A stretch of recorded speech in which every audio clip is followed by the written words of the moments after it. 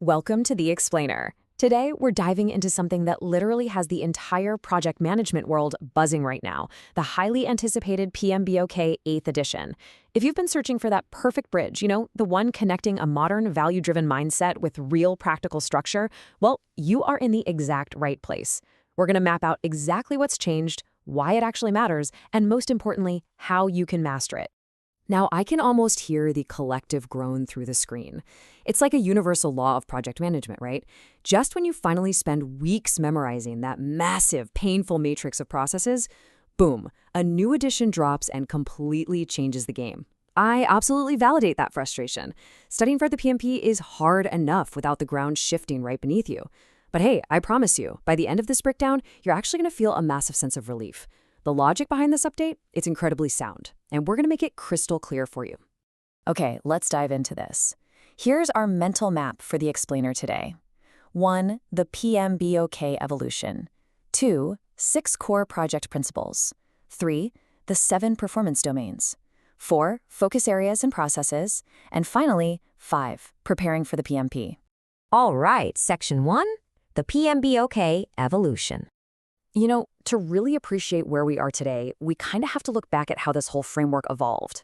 Over the last few editions, the Project Management Institute has essentially been trying to solve this giant Goldilocks problem. Think back to PMBOK 8th. That was the textbook. It gave us those 49 processes in that massive grid. It was heavily structured, which was great for predictive, waterfall projects, but let's be real, it felt incredibly rigid and process-heavy. Then came PMBOK 7. This was basically the manifesto. It just threw out the grid entirely in favor of 12 highly abstract principles. Totally value-based, perfect for agile and hybrid environments, sure. But it left a lot of us practitioners throwing our hands up like, wait, where are my processes? How do I actually execute the work? And honestly, that is exactly why PMBOK 8 was created. This one is the playbook. It's the modern guide that perfectly blends that value-driven mindset of the 7th edition with the practical, structural scaffolding of the 6th edition. It finally connects the why with the how for modern practitioners. It's just gracefully mixing mindset, structure, and real-world execution. Moving right along, Section 2, 6 core project principles. So peeling back the first layer of PMBOK 8, we gotta start with the why, 6. That is your new magic number for principles. PMI actually listened to the community here and dramatically simplified these guiding values, dropping them all the way down from 12 in the last edition to just 6 core principles. Let's just run through these real quick. We've got adopt a holistic view, focus on value, and embed quality. Alongside those, we need to be an accountable leader, integrate sustainability, and build an empowered culture. Now, what's incredibly important to highlight here is integrate sustainability. This is a brand new addition, and honestly, it really proves the profession is maturing. It's a clear, upfront acknowledgement that our projects have long-term environmental, social, and organizational consequences that absolutely require deliberate planning. Section 3, the 7 performance domains. Okay, now we're moving from the why into the what layer. 7. This is the number of performance domains you need to know. If you studied the older editions, you can go ahead and say goodbye to the old 10 knowledge areas. They're totally gone. They've been replaced by this much more dynamic organizing structure. So here they are: governance, scope, schedule, finance, stakeholders, resources, and risk. Now, the absolute most important thing to grasp about this list is that these are not sequential phases.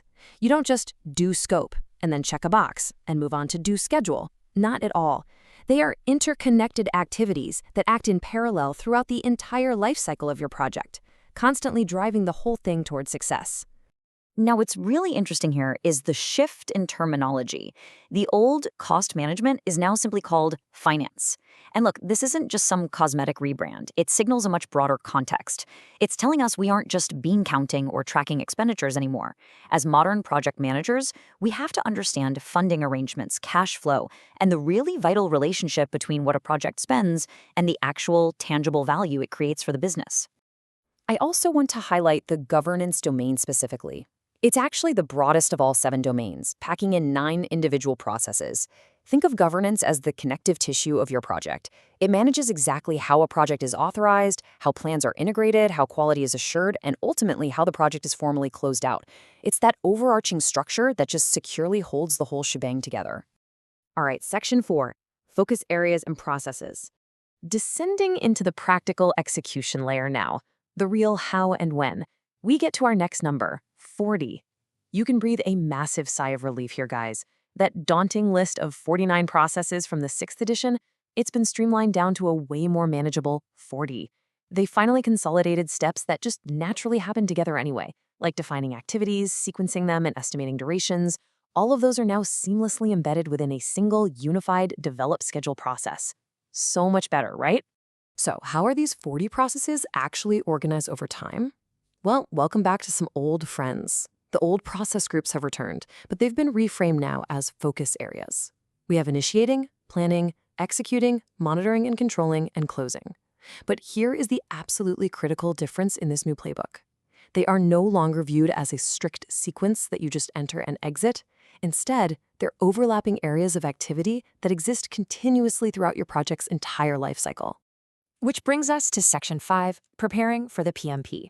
So what does this all mean for you? How does this whole structural breakdown apply to the real world, and more specifically to conquering the PMP exam? Well, the crucial point is that context is everything now. The exam doesn't just ask for generic definitions anymore. It presents really complex scenarios. If you get a question about managing stakeholder expectations and you mistakenly map that to the governance domain instead of the stakeholders domain, you are going to lose crucial marks. You absolutely have to understand the context these processes sit in. To master that context, you need a highly targeted study approach. Step 1 is learning the logic, really understanding why the domains even exist. Step 2 is memorizing the structure, knowing exactly which of those 40 processes belong to which of the 7 domains. And step 3 is practicing application through scenario-based questions. The key here for sure is repeated active recall. It's scientifically proven to permanently encode this framework into your brain so it's right there exactly when you need it on test days. And to help you heavily with Step 2, the folks over at projectinsights.com have created a really fantastic interactive game. It's a great insider tip for you. It basically gives you all 40 processes as draggable cards, and your mission is to drop them into the correct 7 performance domains. It has full exam prep modes, quick drills, even a hard mode if you're feeling brave. It's an incredibly fast and effective way to turn passive, boring reading into a targeted, active revision drill that highlights your weak spots instantly. The PMBOK 8th edition isn't just some heavy textbook you need to memorize. It is a dynamic playbook specifically designed to help you deliver true value in really complex environments.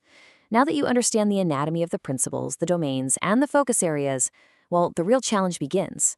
Take this framework, test your knowledge, and remember, the framework has evolved, but the provocative question is, will your leadership style evolve to match it?